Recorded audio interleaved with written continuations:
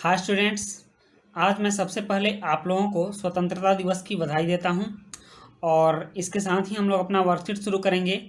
और आज की वर्कशीट है वर्कशीट नंबर 18। इसमें मिश्री लाल और करीम की कहानी है। ये वर्कशीट कक्षा 9 के विद्यार्थी के लिए है जो सामाजिक विज्ञान और अर्थशास्त्र विषय की है। ठीक, तो आइए अब हम लोग शुरू करते हैं। मिश्री लाल और करीम की कहानी पढ़ते हैं और उसके बाद जो प्रश्न होंगे उन प्रश्नों को करेंगे। इसमें मिश्री लाल की कहानी है कि मिश्री लाल ने गन्ना पेरने वाली एक मशीन खरीदी। आपने गन्ना देखा है ना, गन्ना को शुगर केन भी बोलते हैं और इसको लोहे की बड़ी मशीन में पेरा जाता है, दबाया जाता है, जिससे कि इसके अंदर का जो रस होता है वो सब एक जगह इकट्ठा हो जाता है। ठीक, तो उन्होंने गन्ना पेरने वाली एक मशीन खरीदी। वो मशीन बिजली से चलती है, ठीक ना। वो मशीन किस चीज़ से चलती है? बिजली से। और उसे अपने खेतों में लगाया। गन्ने खेत में ही होते हैं तो मशीन भी खेत में ही लगती है। पहले गन्ने को पेरने का काम बैलों की मदद से किया जाता है। ठीक, गन्ने को पेरने का काम बैलों की मदद से किया जाता है। आप में से कितने लोगों ने बैलों से गन्ना पेरते हुए देखा है? आप लोग कमेंट में ज़रूर बताएं कि मैंने देखा है। हालांकि मैंने तो देखा है, लेकिन आप में से कितने लोगों ने बैल से गन्ना पेरते हुए देखा है? इस चीज़ को आप लोग कमेंट में बताएंगे। और बैलों की मदद से किया जाता था, लेकिन अब उसने बिजली से चलने वाली मशीन खरीद ली है। मिश्री लाल दूसरे किसानों से भी गन्ना खरीद कर उससे गुड़ बनाता है। गन्ने से क्या बनता है? गन्ने के रस से गुड़ बनता है, जो पेरने के बाद प्राप्त होता है। ठीक ना। गुड़ को फिर शाहपुर के व्यापारियों को बेचा जाता है। इस प्रक्रिया में मिश्री लाल थोड़ा लाभ कमा लेता है। मतलब कि मिश्री लाल की जो कहानी है, वो गांव में जो पहले पारंपरिक ढंग से गुड़ बनाया जाता था, उस पारंपरिक ढंग से हट के थोड़ा सा नया सोचा और इसने सोचा कि अब बिजली से चलने वाली मशीन को लाया जाए, क्योंकि बैल वाली मशीन जो है काफ़ी कॉस्टली पड़ती है। बैल खरीदिए, बैल को खिलाइए पिलाइए, फिर आप उससे धीरे धीरे काम ले सकते हैं। लेकिन बिजली वाली मशीन तेज़ काम करती है और एक बार में बहुत सारा गन्ना पेर के ज़्यादा रस निकाल देती है। ठीक, तो इस तरह से उसने दूसरे किसानों से भी गन्ना खरीद कर उसे गुड़ बनाया। पहले तो किसान जब बैल से पेरते थे तो खुद का गन्ना ही नहीं पेर पाते थे, इतना समय लगता था। लेकिन अब उसने दूसरे किसानों से भी गन्ना खरीद लिया और गन्ना खरीद के उससे गुड़ बनाता था, फिर गुड़ को बाजार में ले जाके बेचता था। मतलब कि अपने पुराने काम को ही नए तरीके से करके उसने कुछ लाभ कमाना शुरू कर लिया। उसका ये इनोवेटिव आइडिया था, नवाचारी आइडिया था, जो कि उसको लाभ दे गया। अब देखते हैं करीम की कहानी कि करीम ने क्या किया था। करीम ने गांव में एक कंप्यूटर केंद्र खोला था। कंप्यूटर केंद्र आप समझते हैं, जहां कंप्यूटर सिखाई जाती है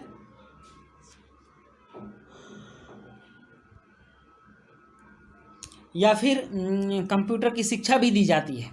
तो उसने कंप्यूटर केंद्र खोल दिया।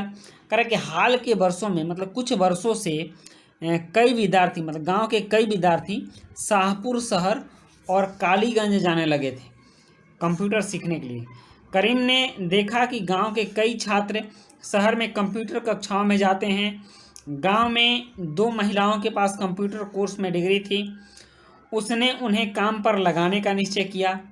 उसने कंप्यूटर खरीदे और अपने घर में बाजार की ओर खुलने वाले बाहर के कमरे में, जो कमरा बाजार की ओर खुलता था, तो उस कमरे में बाहर की ओर जो कमरा था उसमें कक्षाएं प्रारंभ की, मतलब कंप्यूटर पढ़ाना शुरू किया। हाई स्कूल के छात्रों ने पर्याप्त संख्या में इन कक्षाओं में आना प्रारंभ कर दिया। मतलब कि करीम ने भी यही किया कि जिस काम के लिए गांव वालों को बाहर जाना पड़ता था, इसने सोचा कि अगर वो सुविधा गांव में ही दे दी जाए तो गांव वाले बाहर नहीं जाएंगे और वो गांव में ही कंप्यूटर सीख लेंगे, उनको लाभ होगा। और गांव में जो 2 औरतें हैं जिनके पास कंप्यूटर कोर्स की डिग्री है, वो कंप्यूटर सिखाने में मदद करेंगी और उनको काम भी मिल जाएगा और करीम को भी उस कंप्यूटर सेंटर से कुछ लाभ प्राप्त हो जाएगा। तो इस तरह से इसका आइडिया भी बिल्कुल नया था गांव के लिए और इसने उस आइडिया को इम्प्लीमेंट किया और फिर वो वहाँ से लाभ प्राप्त करना शुरू कर दिया। तो यहाँ 2 कहानी है कि एक मिश्री लाल है जो गांव के पुराने खेती के कामों से ही जुड़कर उसको नए तरीके से करके लाभ कमा लिया, और दूसरा करीम है जिसने कि गांव में बिल्कुल वैसे सुविधा की शुरुआत कर दी जो अभी तक गांव में नहीं थी। आइए आगे देखते हैं, आगे आपका वर्कशीट क्या कहता है।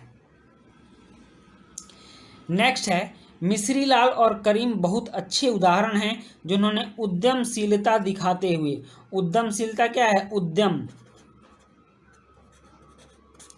उद्यम शब्द इससे पीछे के वर्कशीट में हमने आपको बहुत अच्छे ढंग से पढ़ाया है, ठीक ना। उत्पादन के कारक में एक कारक उद्यम भी है।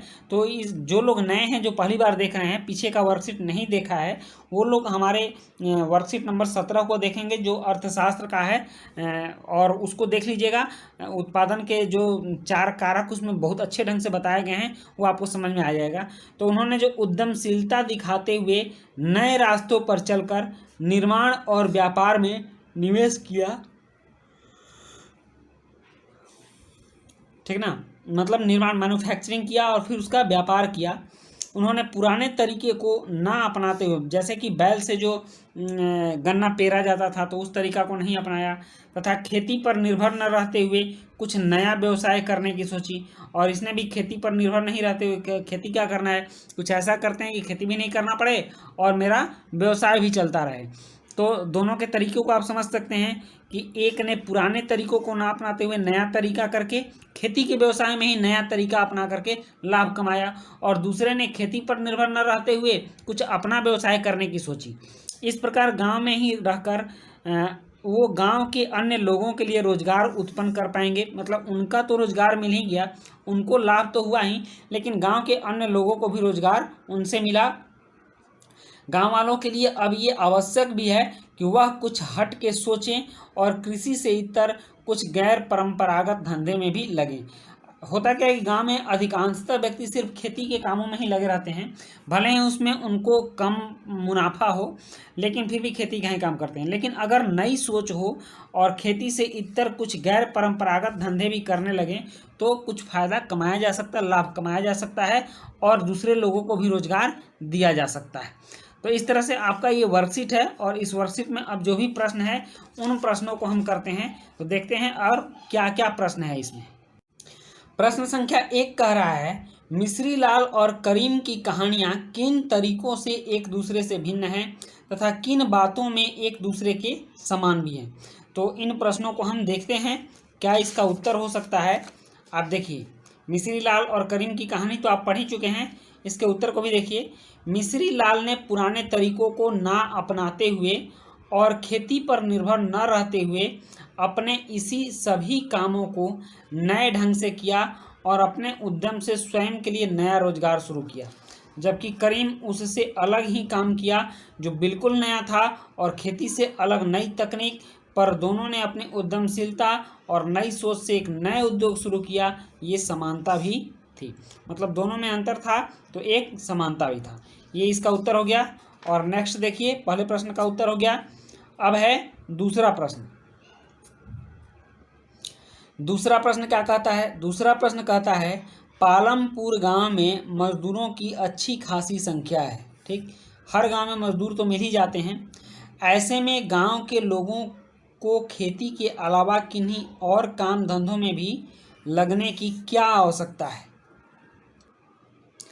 कह रहा है कि जब वहाँ मजदूरों की अच्छी खासी संख्या है तो खेती एक मजदूर परक रोजगार है, मजदूरों से ही वो हो पाता है, उसमें मजदूरी ज़्यादा लगता है, मजदूरों की संख्या आवश्यकता भी ज़्यादा होती है।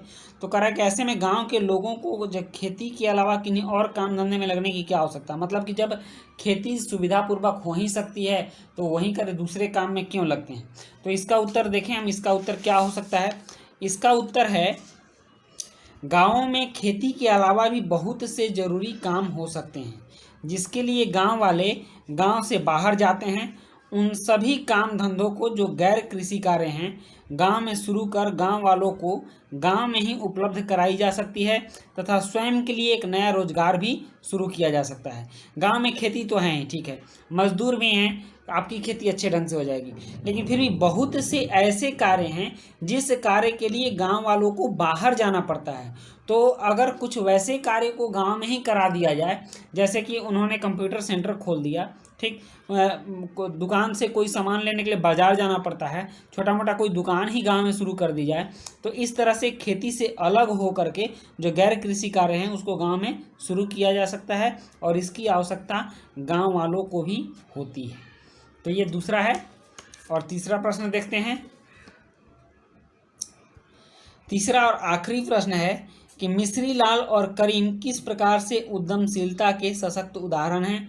अपने स्कूलों में पढ़ाए जाने वाले एंटरप्रेन्योर माइंडसेट करिकुलम की अनुभवों और सीखों से जोड़कर इस प्रश्न का उत्तर दीजिए। आइए देखते हैं इस प्रश्न का उत्तर क्या होगा। तो इस प्रश्न का उत्तर है, मिश्री लाल और करीम ने अपनी नई सोच और नए तरीके अपनाकर स्वयं के लिए जो नया रोजगार शुरू किया वो उद्यमशीलता के सशक्त उदाहरण हैं। और मिश्री लाल ने गन्ना पेरने के लिए बैल के जगह बिजली से चलने वाली मशीन लगाकर गुड़ बनाया और गुड़ बेचकर लाभ कमाया। ये उसकी नई सोच थी जो गांव और मिश्री लाल दोनों को काम आया। वहीं दूसरी तरफ करीम का गांव में कंप्यूटर सेंटर खोलने का विचार भी नया और रोजगार परक कार्य था जिससे लाभ कमाया जा सकता है। तो इन लोगों ने अपने नए तरीके से नया सोच नवाचार करके अपना जो रोजगार खड़ा किया, ये आपके इनके उद्यमशीलता का उदाहरण है। इन्होंने जो उद्यम किया, ये जो उद्यमशीलता शब्द है, इस शब्द को समझने के लिए आप पीछे के वर्कशीट को जरूर देखें, ठीक ना। ये समझ में आ जाएगी। किसी भी कार्य को करने के लिए जो शुरुआत की जाती है, जो लगन होता है और जो मेहनत होती है, सोच उसके पीछे होता है, वो उद्यमशीलता उसके उद्यमशीलता कहलाती है। मतलब किसी भी कार्य के लिए जो पीछे से सपोर्ट होता है भावनाओं का या फिर श्रम का, वो सब उद्यमशीलता कहलाती है। तो इस शब्द को आप पीछे के वर्कशीट में देख लीजिएगा, उसको खूब बढ़िया से समझ लीजिएगा। तो इस तरह से आपके तीनों प्रश्न के उत्तर हो गए और आपका जो ये वर्कशीट है, वर्कशीट नंबर 18, और ये पूरा हुआ।